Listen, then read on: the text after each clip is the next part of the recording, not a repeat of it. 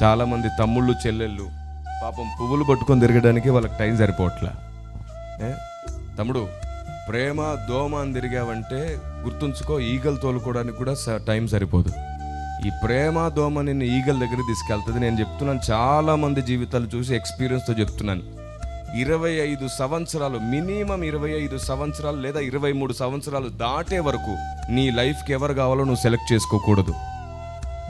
అది తప్పుడు సెలెక్షన్ అవుతుంది. ఈలోపే మినిమం 23 సంవత్సరాలు దాటిన తర్వాతే నీ జీవితానికి ఎవరు కావాలో నువ్వు సెలెక్ట్ చేసుకోవాలి. అదేంటో 7th క్లాస్లోనే స్టార్ట్ చేస్తున్నారు మహానుభావులు సెలక్షన్లు. వద్దురా నాన్న. ఆ తర్వాత నీకు ఫ్రస్ట్రేషన్లు, ఈ వయసులోనే బీపీ, ఫోన్ లిఫ్ట్ చేయట్లేదు, మెసేజ్ చేయట్లేదు, నన్ను కలవట్లేదు, ఎటు పోయిందో తెలియదు, వాడెటు పోయాడు తెలియదు. ఎందుకురా ఈ గోలంతా మీకు? చక్కగా అమ్మ నాన్నతో హ్యాపీగా ఉండి అందరితో కలిసి ఆనందించి సంతోషంగా గడిపి ఓ మంచి చదువును చదివి ఉన్నతులైపోయి సంపాదించే వాళ్ళు అయిపోయి ఎవరి దగ్గర చెయ్యి జాపకుండా మీ సంపాదన మీద మీరే నిలబడి అప్పుడు మీ సంపాదనకు ఒక రాణిని వెతుక్కోండి. అది కదా అసలు జీవితం అంటే.